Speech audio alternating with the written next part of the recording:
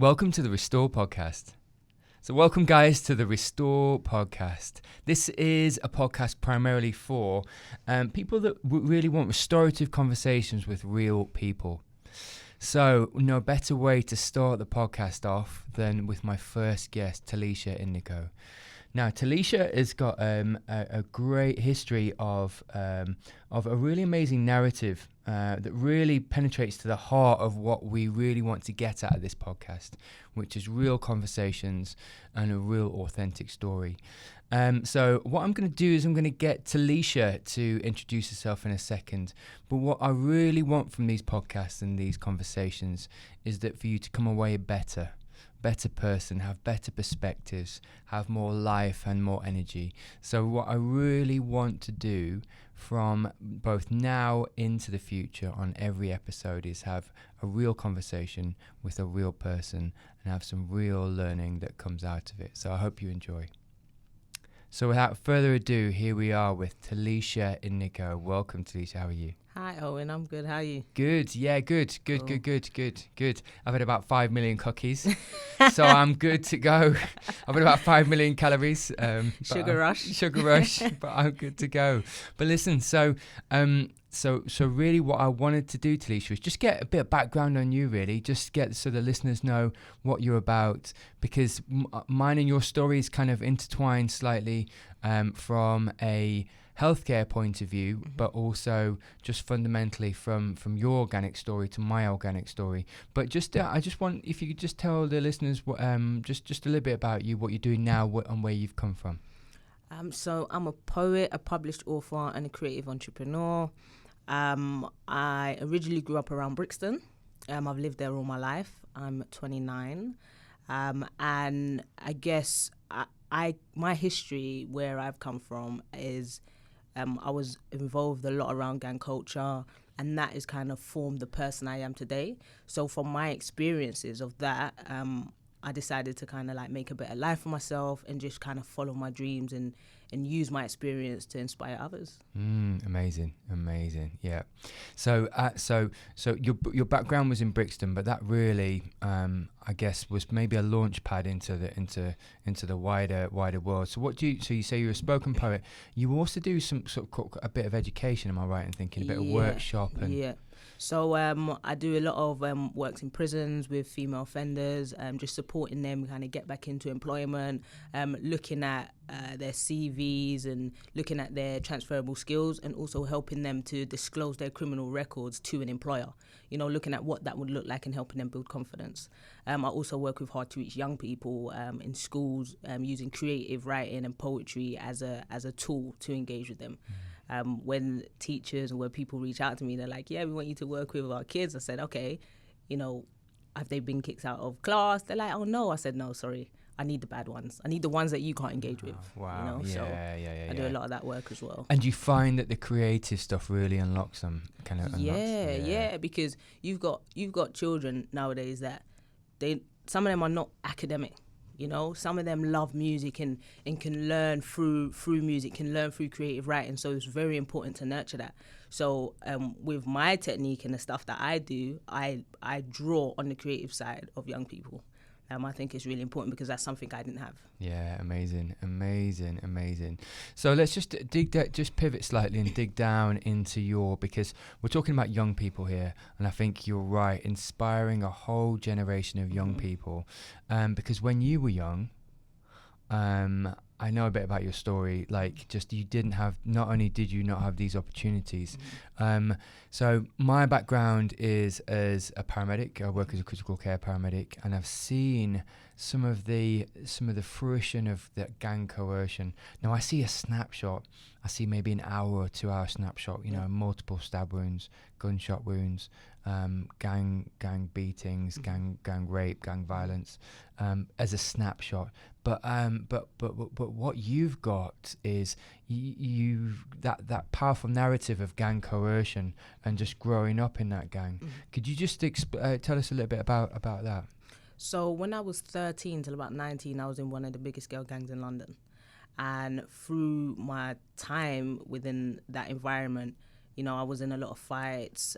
When I was 17, I was almost shot dead on my actual birthday. and one of my friends had to literally like jump on top of me and drag me to the ground. So the bullet like missed me literally just like that. And when I was 16, one of my best friends was like shot dead in Streatham ice skating rink, and that case is still unsolved. And around the same time, just after that, I was walking through my alleyway and I was jumped by two boys with balaclavas over their face, and I was beaten up. Now, you know, if I tell that story, people look at me like, oh, wow, oh my days, like, how did you survive? Like what was that like? But the fact of the matter is like, I was in that environment. I knew what came with that type of lifestyle. But I also knew that it was going to be detrimental to me if I didn't make change. Throughout that, you know, I suffered from depression, anxiety, and I feel like a big part of me has PTSD. You know, I couldn't be in crowds because I didn't want to be in situations that I couldn't control. I stopped going out with friends. I stopped clubbing because I was scared, you know, and I was battling with something that a lot of my other peers wasn't battling with because they hadn't gone through what I had gone through. Yeah, definitely. Yeah. And that's powerful, isn't it? Because like you said, actually, you've not only got everyone else is competing with, but you've also got other competing things in the background. So we see this, I think, as, you know, as healthcare workers as well, just some of the unspoken narrative that actually just that truth brings out, and that actually when you start to be real and true, I had it the other day with a patient that actually just drilling down into why that patient was creating certain symptoms and certain symptomatology was actually fundamentally a mental health issue that they hadn't actually voiced to anyone. Okay. And then once you get that out, and I've just really, you know, some of my darkest times talking to counsellors, talking to about my bereavement, talking to friends, just as help release that. How did you turn it round, Telixias, whereby you're in one of the biggest girl gangs in London? You know, you've got competing issues in your own personal life.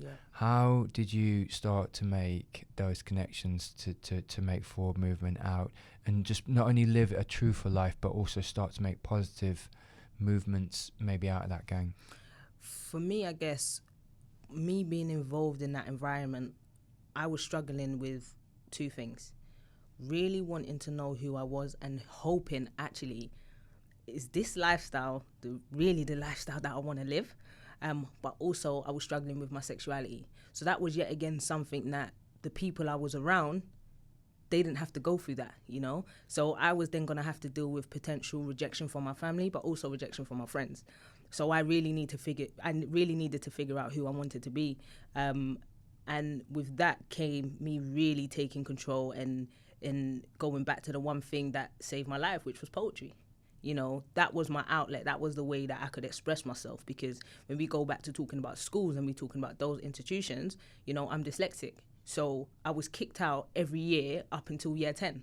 So I never had a full 5 years of school like my friends, you know what I mean? So I struggled a lot. Like when teachers would give me work, I would play up, I would get kicked out of class because I just couldn't do it. And I knew I was learning differently from the other children. But I believed that the school system failed me, so I had to educate myself. You know, I had to go out and read books myself. And when I was writing poetry, I was writing poetry in a way that I could understand. And for me, it was like, even when I was posting stuff, when I started posting stuff online, my friends would message me and be like, oh, T, that poem's amazing. But, you know, you've used the wrong no, and you've used the wrong there. And I'm like, I'm dyslexic. I know I don't know the difference, unfortunately, you know. And then I had to put out a poem saying, look, I'm dyslexic and I know my poetry reads differently. But yet again, that was me allowing them to know the real me, you know, being vulnerable, being open.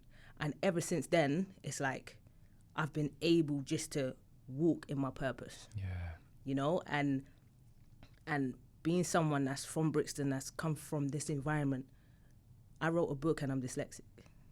So I always give that message to the young people I work with and to anyone that kind of goes through adversity. You can do anything. You just kind of have to believe in yourself. And I always knew that I was better than my environment. You know, I knew I didn't ever want to be a product of that. Yeah. And that's one of the beautiful things I love, is just the potential inside you has been unlocked through the power of self-talk, through the power of you getting alongside the right kind of people, exactly. But just through actually finding that inner strength in you. But I love the fact that there's no boundaries, actually, Telicia. So let's just pivot slightly and come back into a little bit of a deep dive, because what I'd like to do is just look at some of your worst and maybe highs and lows. So just you've articulated a few of your biggest lows. Was there one point which was a real synergist for change? And then on the converse of that, your second part of that question, have you had, what if you can just turn around in time and think, how have I got to this place, this amazing, like, because I know some of the amazing things you have done, which are absolutely amazing. But yeah, so maybe just coming from some of the lowest places to some of the highest places. Have you got anything in your mind which kind of triggers those kind of thoughts? I guess one of my lowest points was when my friend died, and as someone that's 16, that's really in the forefront of everything that's happening, seeing your friend on the ice, you know, surrounded by blood, and then getting the phone call that, you know, he's actually passed, that will do something to a 16-year-old child. You know, I wouldn't want anyone to have to go through that. But then also having like that near-death experience as well for myself. So I guess one thing that I really, really struggled with is connecting with people after that. Because even now, you know, I would class myself as very successful. I still can't network. That is a boundary for me. Like, I can't ever go to a person and say, hi, my name is Telixia Inico. So how I get to speak to people is through poetry. So I would do a show, or someone would introduce me as a poet or something, and they will talk to me. And that's the entry I have to meet new people. That's the in for me. So I guess for me, my lowest point was when I was 16, when I was 17. And then I knew I had to make change somewhere. And it wasn't overnight. Like, you know, I was still struggling up until I was about 22, you know, but even now I look at myself and I'm like, I need to go see a therapist. Because there's still things deep down that I need to communicate to someone, you know, and the strength I have in me, I understand that, you know, and I'm not afraid to kind of say, actually, I need some help, yeah? But I guess it's just acknowledging and really knowing who I am, because now I know who I am, you know, and also I know who I want to be. So I guess that was my lowest. And my highest achievements, I guess my best achievement to date is, number one, becoming a published author. You know, I became that at 25. Things like that don't happen to people like me from where I'm from, you know. So being able to say, look, my book's in Waterstones, I'm like, yeah, you know, you can do it too. And headlining Apple's International Women's Day, that was a really amazing opportunity for me. And that, yet again, just set me apart and made me know what I can truly achieve. But also what's amazing is when I would go into the prisons and I would talk to these women that are incarcerated, and I would see how passionate they are and how much skills they have. It's amazing that I can go in there and I can empower them and see them through a journey, and at the end of it, they're getting jobs. You know, at the end of it, they're getting their kids back, they're feeling like they can communicate. And that, for me, that's where I kind of mark my success at. That's just amazing. Telicia, that's amazing, because it's not, what I love about that is you're not defining success by where you go, but it's by how many people you impact along the way. Okay.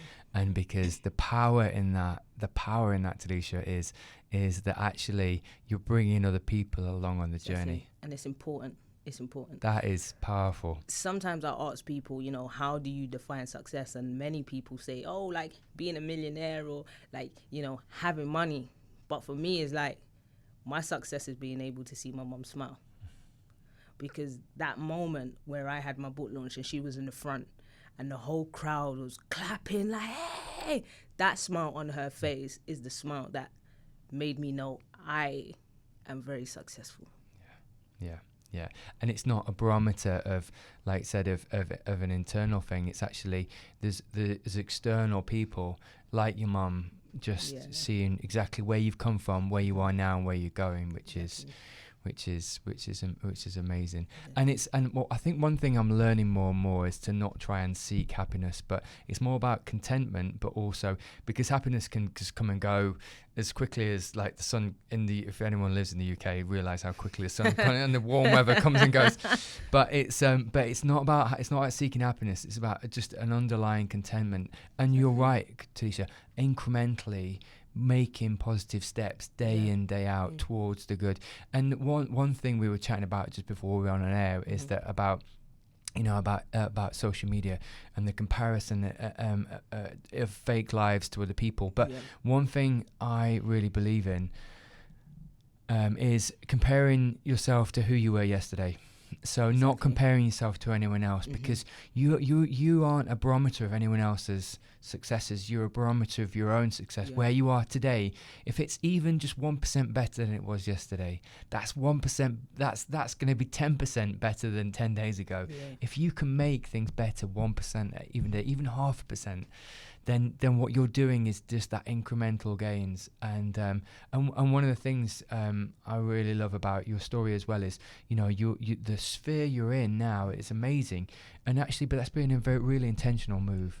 It's the intentionality has truly been there, because I truly believe you are the sum total of the closest five people that are in your life. They feed into your life and pour into your life, but you've got to be very intentional about who you put in your life. All those people need to be very intentional.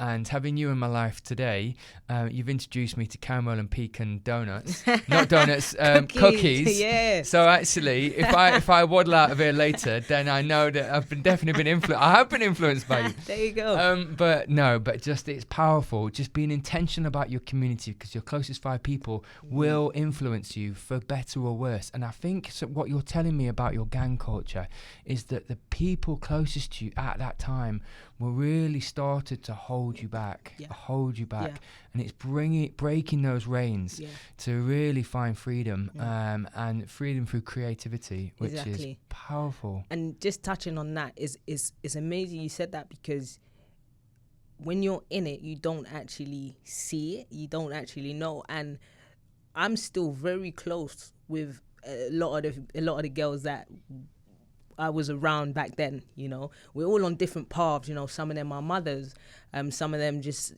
work, and some of them I don't speak to.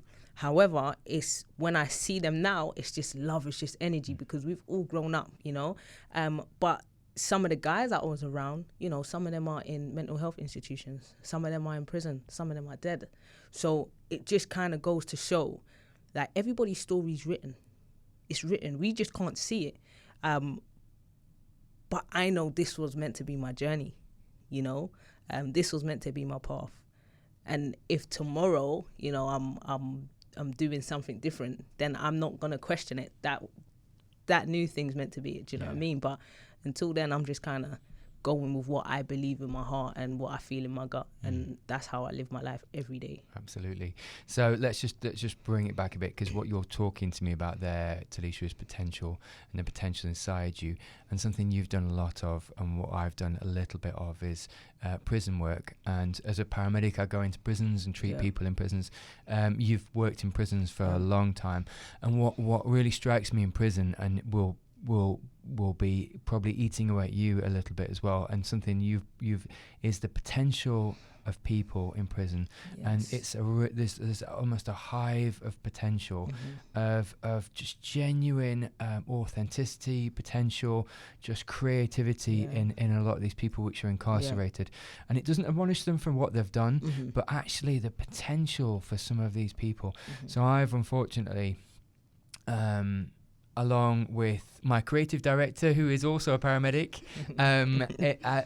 have been into prison to treat patients that have hung themselves, that have been that have died through the process of assault in prison, and horrendous. And I just And when you finish the resuscitation, because there's nothing else you can do for these people, the end of the line has come for them. What saddens me the most is just the loss of potential in their life, and how it could have played out differently.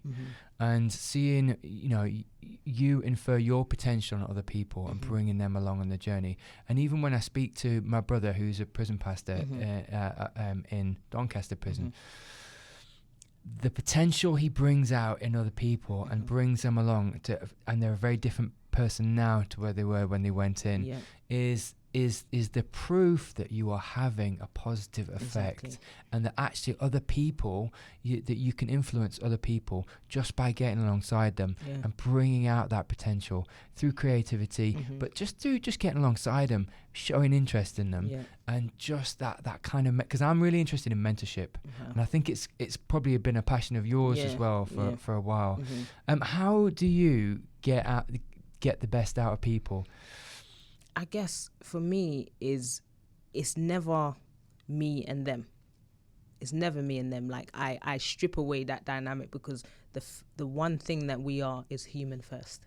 Yeah, before anything, I'm not better than you, you're not better than me, we're human first. And what I find is that when I go into prisons or when I do speak to young people, like, I'm letting these young people know, I know what you're going through because I went through it too. And I'm letting these women in jail know, look, I have a criminal record as well. It's just how you come through adversity.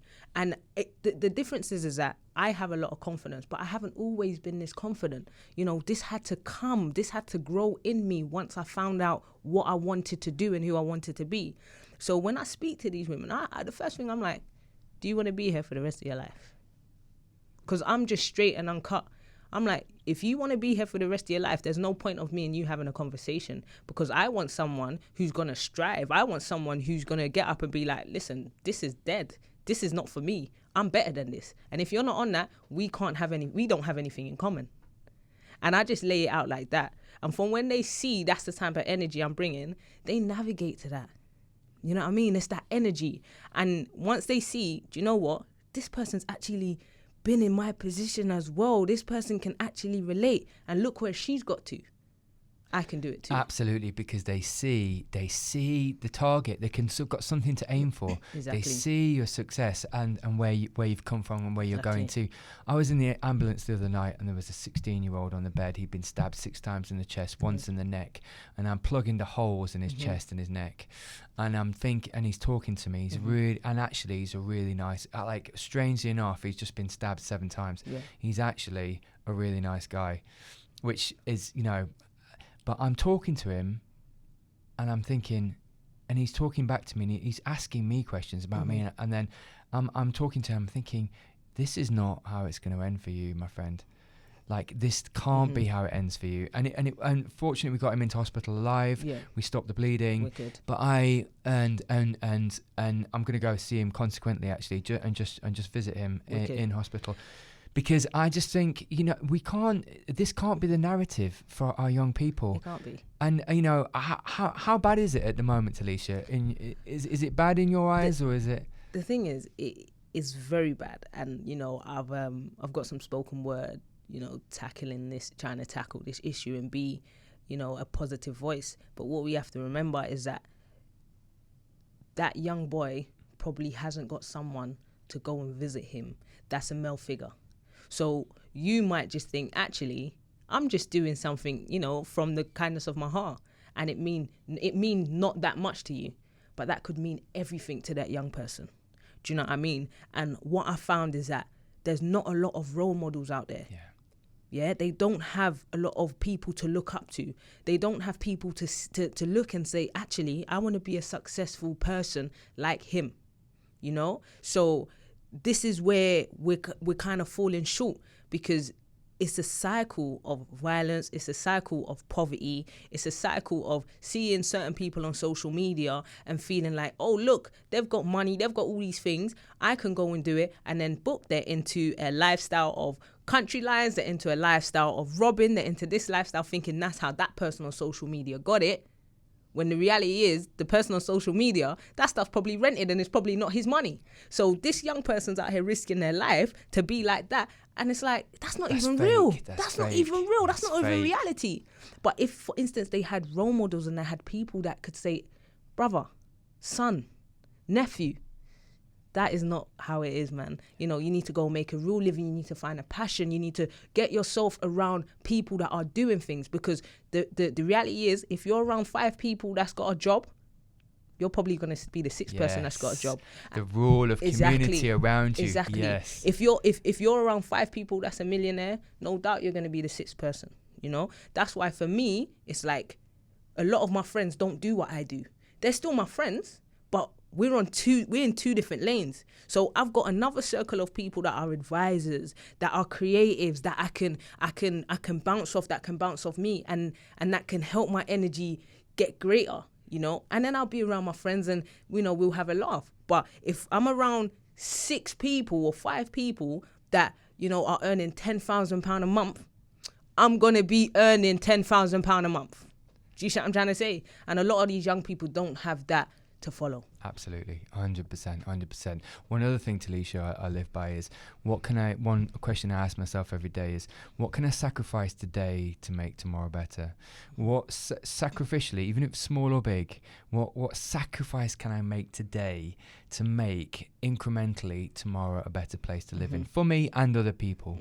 And other people, and the thing with that is it's difficult, isn't it? Because because sacrifice today is everything we see contrary to the social media, which is pleasure now, everything now, clothes now, contentment now, happiness now, and actually learning to have that delayed gratification, putting people around you that sacrifice today for tomorrow, in the small and the big, because the aggregation of small sacrifices makes big sacrifices. Exactly. Yeah, like, you know, save the money on your coffee. So why don't you save the money on just the little things?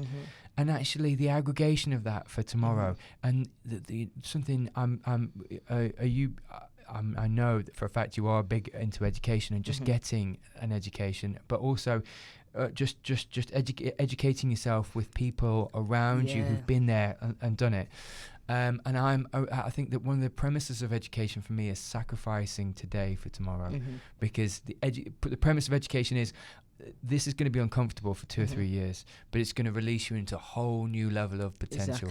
Exactly. And it's the small things, because I went on holiday, right, with a bunch of my friends when I was 16, right? First holiday away from the parents, great, right? And then I went away again when I was 22, another group holiday. I didn't go on holiday from 22 to 28, yeah? And I said to myself, I'm not going to go on holiday again till I'm 30, right? Because I want to save as much money, and, you know, it's nothing really to just be traveling and stuff, right? But now I'm able to go on 4 holidays, 2020, right? And that's because I had to make those sacrifices for those years. Absolutely. Do you know what I mean? Like, I had to put myself in a position where I could be financially okay, because the struggle was too real before, you know? So it's those little things, like when a lot of my friends, they buy designer stuff and they're doing all these things. I'm going to Zara and I'm buying a hoodie. And this is the thing. Clean. This is it. This is it. And people have got every name on them but their own. People are wearing everyone else's name but their own. Exactly. They're not wearing their own name. They don't know who they are. Exactly. They don't, they've got the DKNY, they've got the Calvin Kleins, they've got the Balenciagas. They've got the Versace's. But who are they? They don't know who they're walking around. Exactly. They don't know who they are. Exactly. And it's not it's not the names you externalize, it's the internal name. Who is Telixia Inico? Exactly. Who is Owen Walker? Exactly. What lies within? What else can I do today to make tomorrow better? Exactly. How can I grow? Because actually, if there's no challenge, there's no growth. And the challenge isn't comfortable, but this is exactly, you're right, what that 16-year-old needs to hear. Yeah, exactly. Because even if you think about it, right, you've got young parents, right, that are having babies, right, fine. But then they're dressing their children in Canada Goose coats that cost £1,000 for a jacket, right? And their child is 4. And then when their child gets to 16 and the parents can no longer afford the Canada Goose, the child is going to be so used to Canada Goose and all of these things and want to go out and get it themselves, but have no money and have no work ethic and don't even know how to apply for a job or update a CV. So what they're going to do, they're going to be around other people that they see that's stealing, as they see that's selling drugs or doing whatever. And because they're so used to having those materialistic things, they're going to go and get it. That's 100%. that's not right. Exactly. You know, so we then live in a cycle of consumerism and materialistic and all of this stuff, and it's really not educating the young person. Absolutely. You know, they don't know the value for money.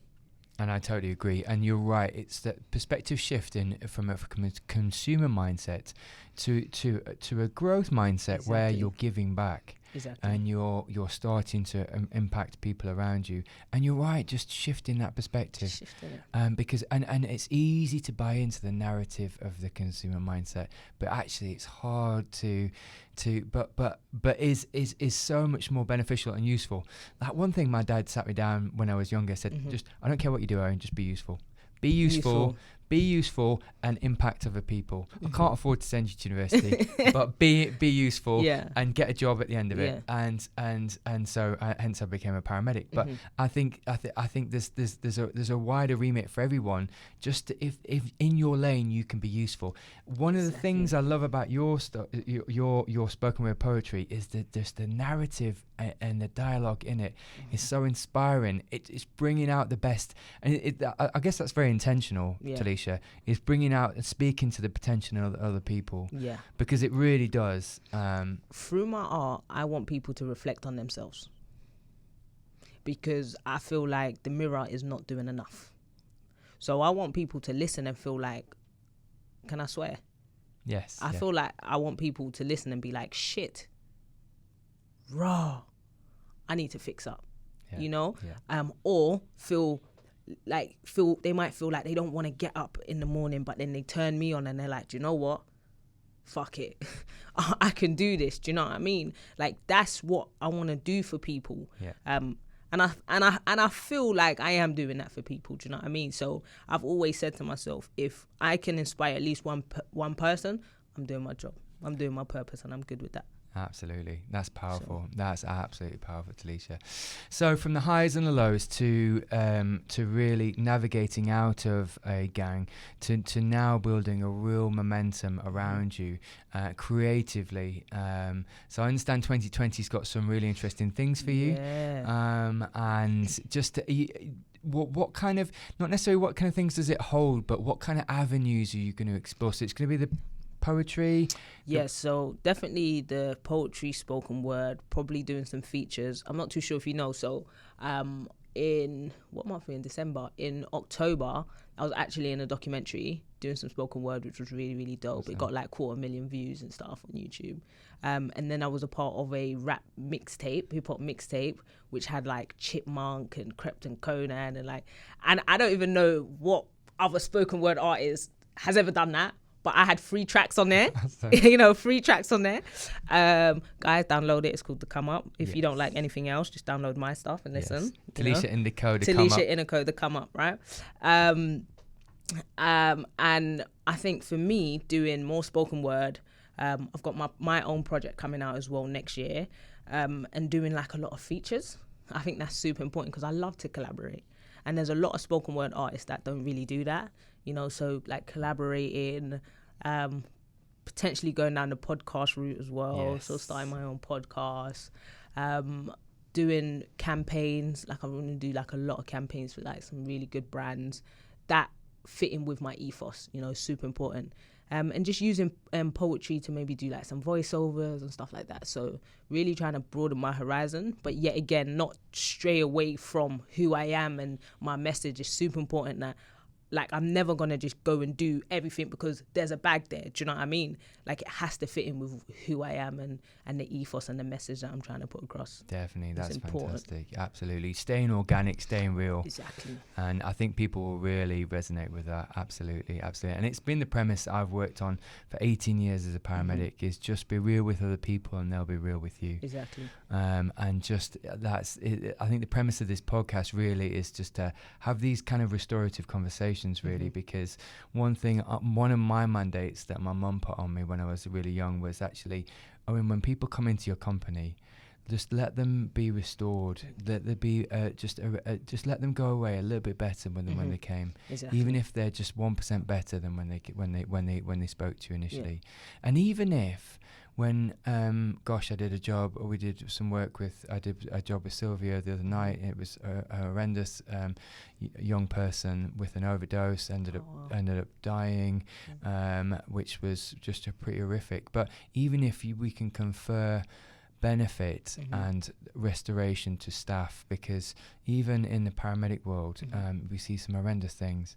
You get you're face to face, like you were, Telicia, with some real maleficent, nefarious and quite evil things, really, and it was horrendous things. But even if it can infer benefit and just have a restorative effect on staff around you, just that they can at least come away better.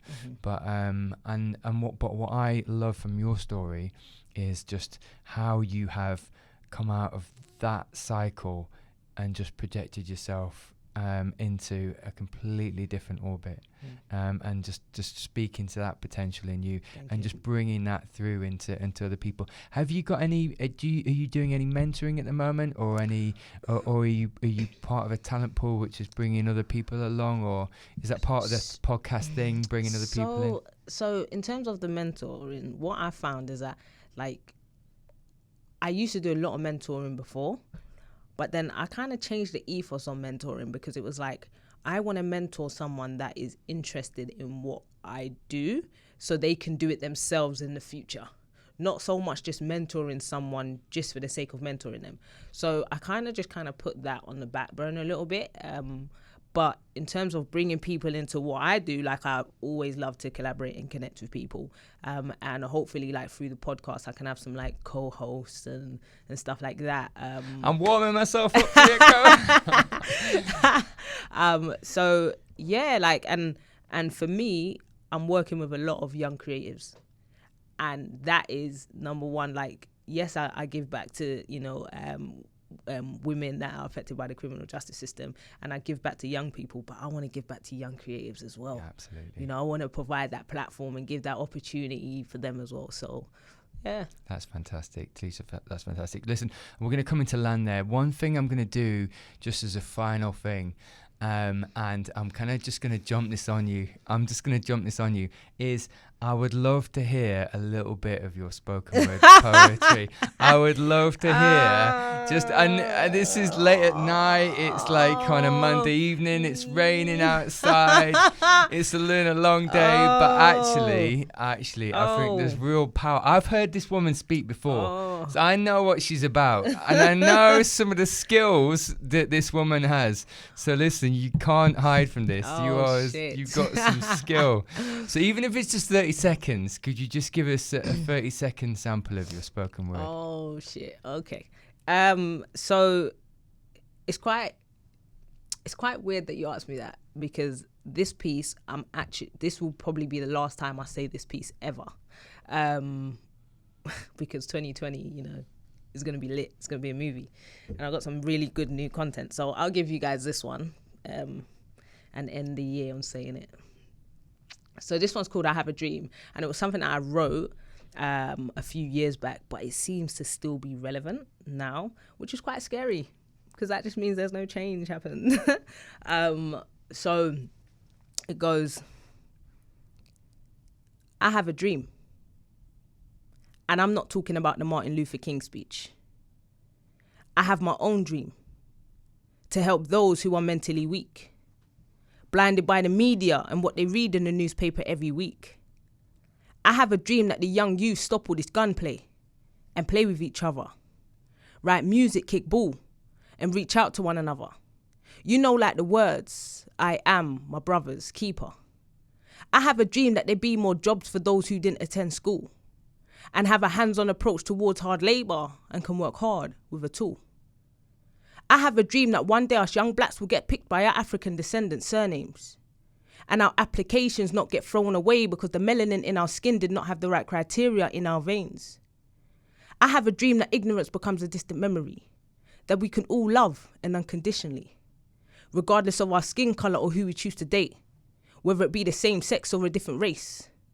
I have a dream that equality is enforced, so my white sister can really call me her sister and not get looked at differently. I have a dream, and it starts with me. I want to be able to wear a hoodie and people not think I'm a thief. Judging a book by its cover has become so common. So I rock my gold teeth, my tattoos and boys' clothes, so they can assume I'm nothing but a street kid from a council flat from Brixton. I have a dream that when I open my mouth and speak with good speech, they are flabbergasted, with no sounds like their tongues no longer have speech. You see? It's good when you prove people wrong. So I have a dream that our kids of today stay strong. Let's prove we can be lawyers, barristers and hard workers. Let's show we can be football coaches, entrepreneurs. Because I have a dream and with consistency we'll stand firm. I have a dream that we no longer get tempted to do wrong by the strings of money. And we can maybe eat at Gordon Ramsay's and not get looked at funny. I have a dream that the judge will start to influence the jury because the long-term sentences of innocent parties are through me. Off. I have a dream that this all stops. Thank you. Telixia Inico, that was amazing. Thank you. That was amazing. Listen, you heard it here first. We probably didn't. She's been around. But actually, you're going to hear a lot more from her because that was amazing. Thank you. That was amazing. And listen, thanks so much for coming tonight. You're an absolute legend. Oh, thank you for having me. Can't wait to have you on mine. Yes, definitely. Stories. There's going to be stories.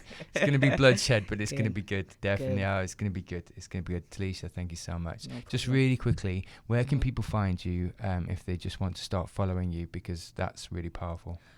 So Instagram, Twitter, Spotify, YouTube, all social medias. It's just Telixia Inico. That's Telixia, and Inico is Inico. Oh, that's amazing. Yeah, absolutely. Follow, share, and like. Thank you. Perfect. Legend. Thanks, guys, and thanks for tuning in. I'll speak to you next time. That is a wrap. Yes, you are a legend. Really good. You are a legend. Now I hope the sound is better because I don't think I'll be coming back to do this. For now. A third one, yeah. A third one. That was awesome, Good. Telixia. That was awesome. Hate that you put me on the spot like that. I thought, oh shit, I'm gonna do this. I thought in my mind, I was like, I'm gonna do it. I was like, I'm gonna do it. I'm gonna do it. And I thought, oh, but it worked because that was powerful. Yeah. Like, That's the last time I'm going to say that last time. piece. Yeah. That's That the was last time. powerful. I loved that. That was amazing.